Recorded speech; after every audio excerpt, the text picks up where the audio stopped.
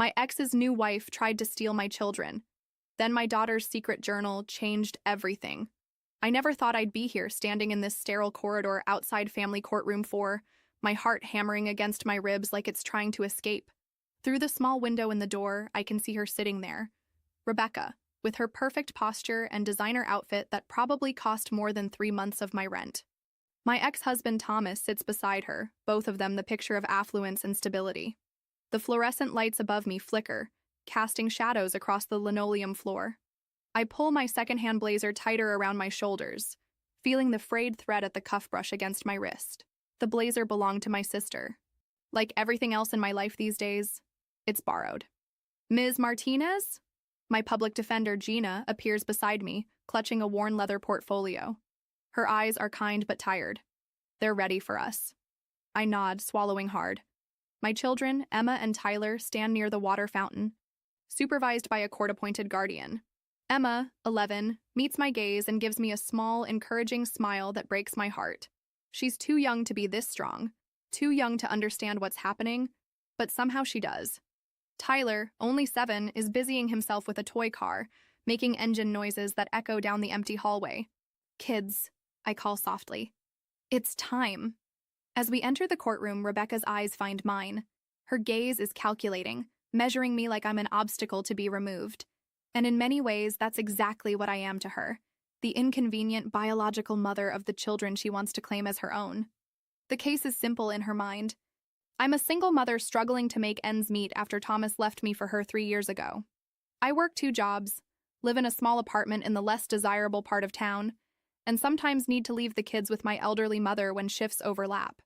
Rebecca, by contrast, doesn't need to work. She lives with Thomas in a 5-bedroom house with a pool, has a master's degree in child psychology, and volunteers at charity galas. The perfect stepmother versus the failing biological one. What started as occasional comments, "The children need stability, Camilla," or "We're just concerned about their academic progress," escalated 6 months ago when Thomas served me with papers seeking full custody. The reason? Rebecca felt the children would benefit from a more structured, financially secure environment. I knew the truth. Rebecca couldn't have children of her own. My children were her chance at motherhood, and she was willing to use Thomas's money and influence to take them from me. Judge Eleanor Blackwood enters, and we all rise. She's known for being fair but strict, with 30 years on the bench and a reputation for cutting through emotional arguments to focus on facts. I pray she'll see through the facade. We're here today regarding case number 47293, Thomas Harding versus Camilla Martinez, petition for modification of custody arrangement, she says, placing her reading glasses on her nose. I've reviewed the filings. Mr. Peterson, you may present your client's case. Thomas's attorney stands. William Peterson is tall and imposing in an expertly tailored suit, the kind of lawyer I could never afford. Your Honor, my client is seeking full custody of minor children Emma and Tyler Harding, ages 11 and 7, with reasonable visitation rights for their mother. This request is based on significant changes in circumstances that affect the children's well-being. He begins listing my supposed failings. Working too many hours, living in a neighborhood with a higher crime rate, having the children share a bedroom, relying on my mother, who has arthritis, for childcare. Each point lands like a physical blow. Furthermore, Peterson continues, the children's stepmother, Rebecca Harding, holds a master's degree in child psychology and works from home, allowing her to be present for the children at all times. The Hardings can provide private schooling, extracurricular activities, and their own bedrooms in a safe neighborhood with excellent schools. I feel my face grow hot with anger and shame. It all sounds so reasonable when laid out like that. Who wouldn't want their children to have those things? But they're framing it as if love and dedication can be measured in square footage and degrees. When it's Gina's turn to speak, she does her best with the limited time she's had to prepare my case. Ms. Martinez works multiple jobs because Mr. Harding has been inconsistent with child support payments, missing 4 payments in the last year alone. She presents documentation that Thomas's lawyer immediately objects to as irrelevant. Ms. Martinez maintains a loving, stable home for these children, Gina continues. They're thriving academically despite the challenges. Their teachers report they're well-adjusted, and there's a strong bond between Ms. Martinez and both children. The judge listens impassively, occasionally making notes. I can't read her expression. Then Rebecca takes the stand. She's eloquent and measured. speaking about her deep love for my children as if she's known them their entire lives instead of the 3 years she's been with Thomas.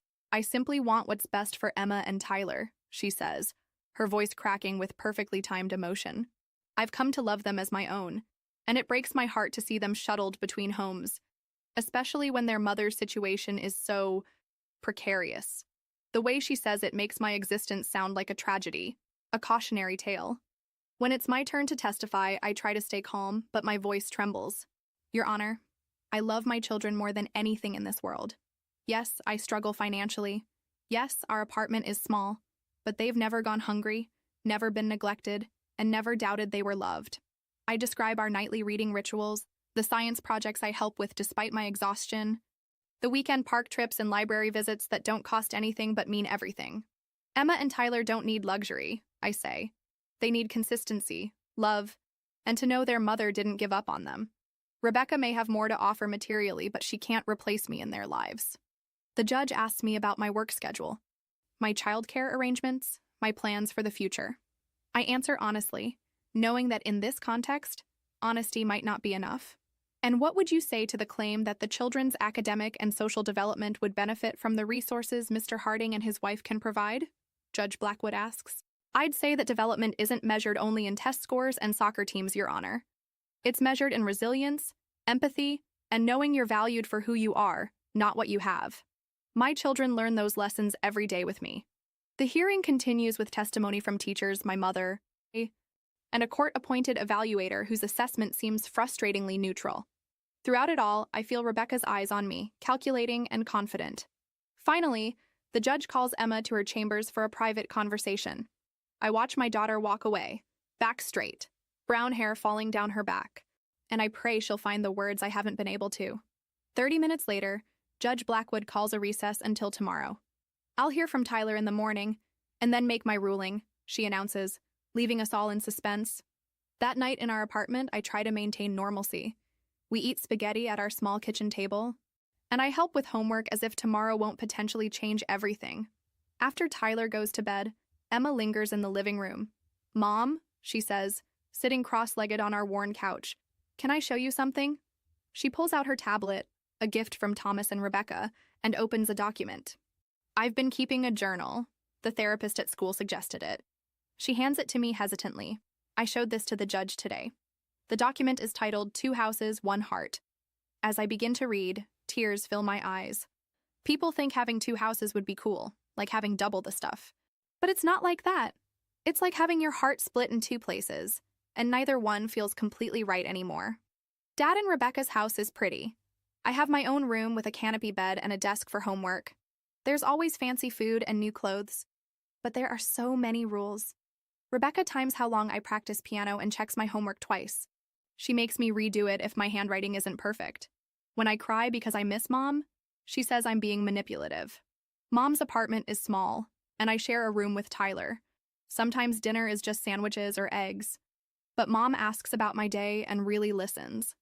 When I'm sad, she sits with me until I feel better. Even if she has work early, she never makes me feel bad about loving Dad. Rebecca told me she's going to be my real mom soon. She said Mom doesn't have time for us anymore. That's why we need to live with them. But that's not true. Mom always has time for us, even when she's tired. Last week, Rebecca went through my backpack and found the Mother's Day card I made for Mom. She tore it up and said I could make a new one for her instead. I didn't tell Mom because I didn't want her to be sad. I don't want to live with Rebecca all the time. She pretends to be nice when other people are watching, but she's different when we're alone. Dad doesn't see it. He just does whatever makes her happy. The journal continues for several pages, detailing small cruelties and manipulations I had no idea about. Emma watching me read, her eyes anxious. Why didn't you tell me? I ask, pulling her close. I didn't want to make things worse, she whispers. Rebecca said if I complained, they'd make sure we never saw you again. That night, I barely sleep. Emma's journal reveals a side of Rebecca I'd suspected but couldn't prove. Someone calculating and manipulative, using my children as pawns in her quest to create the perfect family. But would the judge believe the words of an 11-year-old girl over the polished testimony of a woman with credentials and resources? The next morning, we return to court. Tyler speaks with the judge, and though he's too young to articulate his feelings the way Emma did, he makes it clear he doesn't want to leave me. As we await the judge's decision, Rebecca approaches me in the hallway while Thomas speaks with his lawyer. Her smile is tight, her voice low enough that only I can hear. "You know you're going to lose, don't you?" she says. "Even if we don't get full custody today, we'll keep coming back until we do. Thomas will spend whatever it takes. How long can you keep fighting with your waitress salary?" "As long as I have breath in my body," I reply, meeting her gaze steadily. "They're going to be my children eventually," she continues. "I can give them everything you can't. It's just a matter of time. They'll never be yours, Rebecca. Not in the ways that matter." Her facade cracks just slightly, revealing the anger beneath. We'll see about that. When court reconvenes, Judge Blackwood looks more solemn than before. She adjusts her glasses, reviews her notes, and then addresses the courtroom. Custody cases are among the most difficult this court faces because they involve not just legal standards, but the emotional well-being of children caught between adults who supposedly love them. Her gaze sweeps across all of us. I've reviewed the evidence, spoken with both children, and considered the recommendations of the court evaluator. My heart pounds so loudly I can barely hear her next words. Mr. Harding presents a compelling case regarding financial stability and resources. However, this court doesn't measure parental fitness in dollars and square footage. What concerns me deeply are the behaviors described by Emma Harding in her journal and our private conversation. Behaviors that suggest Mrs. Rebecca Harding has engaged in parental alienation and emotional manipulation of the children. Rebecca's face goes pale. Thomas looks at her in confusion. Furthermore, the judge continues, I find Mr. Harding's inconsistent child support payments troubling, especially given his financial means. It suggests a pattern of using economic leverage to undermine Ms. Martinez's ability to provide for the children. She shuffles her papers. This court finds that it is in the best interest of Emma and Tyler Harding to remain in the primary physical custody of their mother, Camila Martinez. Mr. Harding will maintain his current visitation schedule but will be required to attend co-parenting counseling with Ms. Martinez. Mrs. Rebecca Harding is ordered to attend therapeutic sessions with the children supervised by a court-appointed therapist to address the concerning dynamics reported. Relief floods through me so intensely that I almost miss her final words. Additionally, Mr. Harding is ordered to pay all outstanding child support within 30 days and to increase monthly payments in accordance with the updated schedule provided to counsel. This court will retain jurisdiction and review the case in 6 months. She bangs her gavel. We're adjourned. Thomas looks stunned. Rebecca's carefully constructed mask has completely fallen away, revealing naked fury. She grabs her purse and storms out without a word to anyone, not even Thomas. My children run to me, and I hold them tightly, still not quite believing that we've won. At least for now. Gina squeezes my shoulder. Emma's journal made all the difference, she whispers. The judge told me she's referring Rebecca's behavior to the custody evaluator for further investigation. That evening, our small apartment feels like the safest, warmest place in the world. Tyler insists on making victory sundaes with the ice cream we splurged on, and Emma sits close to me on the couch, as if reassuring herself I'm not going anywhere. Is it really over, Mom? She asks quietly. I don't know, sweetheart. I answer honestly. Rebecca might try again, but what you did, telling the truth even though it was scary, that was incredibly brave. And now the judge knows what's really happening. I was so scared, she admits. Rebecca said no one would believe me over her. That's what people like Rebecca count on, I tell her, brushing her hair back from her face. They think money and appearances matter more than truth. Sometimes they're right, but not today. Later, after the kids are asleep, I sit at our small kitchen table and allow myself to cry. Tears of relief, exhaustion, and lingering fear. Rebecca's words echo in my mind. We'll keep coming back until we win. I know she meant it. This victory may be temporary, but something has shifted inside me. I'm no longer just fighting against losing my children. I'm fighting for their right to be loved without conditions, to be valued for who they are rather than what they represent. Rebecca wanted them as possessions, as proof of her perfect life. To me, they're simply Emma and Tyler. Sometimes messy, sometimes difficult, always mine. The next day, I take a risk and schedule a meeting with Thomas alone. We meet at a coffee shop halfway between our homes. Neutral territory. He looks tired, the confident facade worn thin. Did you know? I ask him directly. About the things Rebecca was saying to Emma? About her tearing up the Mother's Day card? He stares into his untouched coffee. No, I didn't want to believe it when the judge mentioned it. He looks up at me. Camilla, I swear I didn't know. You've been so determined to believe I'm the problem that you couldn't see what was happening right in front of you, I say, not unkindly. The kids love you, Thomas. But they're afraid of disappointing Rebecca, and that's creating a toxic environment. She just wants to be a good mother to them, he says. But the words sound hollow even to him. No, she wants to replace me. There's a difference. He's quiet for a long moment. I don't know what to do, he finally admits. I love her, but if what Emma said is true, start by really listening to your children, I suggest. Not just hearing what you want to hear or what Rebecca tells you they said. Actually listen. When we part, I don't know if anything will change. Thomas has always chosen the path of least resistance, and standing up to Rebecca would be anything but easy. Still, I feel like a small crack has formed in the wall between us. A tiny space where understanding might grow. The following weeks bring unexpected developments. Thomas begins attending the court-mandated co-parenting sessions with genuine effort. Rebecca, on the other hand, grows increasingly distant from the family. She refuses to participate in the therapeutic sessions with the children, then moves out of the house altogether, filing for divorce from Thomas just 3 months after our court hearing. She said if she couldn't have the family she wanted, there was no point, Thomas tells me during a custody exchange. He looks both wounded and relieved. I didn't realize until all this happened how much she was trying to control everything. Me, the kids, our whole life. 6 months later, at the court review, things look very different. Thomas and I present a united co-parenting plan. The children are thriving, no longer caught in a tug of war. Rebecca doesn't even show up for the hearing, having moved to another state to make a fresh start, according to Thomas. As we leave the courthouse, official order in hand, maintaining our joint custody arrangement, I feel something I haven't experienced in years. Peace. Not the absence of struggle. I still work multiple jobs, still live paycheck to paycheck, but the absence of that constant fear that my children might be taken from me. Emma walks beside me, taller now, more confident. Mom, she says as we head to the car, do you think Rebecca ever really loved us? I consider her question carefully. I think she loved the idea of you, of being your mother, of having the perfect family, but loving the real you with all your complications and feelings and needs. I'm not sure she knew how to do that. Emma nods thoughtfully. I'm glad we stayed with you, even if your spaghetti is sometimes mushy. I laugh and put my arm around her shoulders. Hey, I'm getting better. Last time it was only mostly mushy. That night, I add a new entry to my own journal, something I started during the custody battle as a way to process my feelings. Today marks 1 year since Rebecca tried to take my children. 1 year since I stood in that courtroom feeling like everything I valued might be taken away based on my bank account and address. I still struggle. I still worry about money. But I've learned something important through all of this. Wealth isn't measured only in dollars. I am rich in the moments that matter. Tyler's contagious laugh when we have living room dance parties. Emma's thoughtful questions that show how deeply she observes the world. The knowledge that my children feel safe enough with me to be their authentic selves. Rebecca had everything that should have made her happy. Money, status, a beautiful home.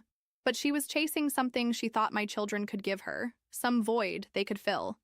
I hope someday she finds whatever she's looking for.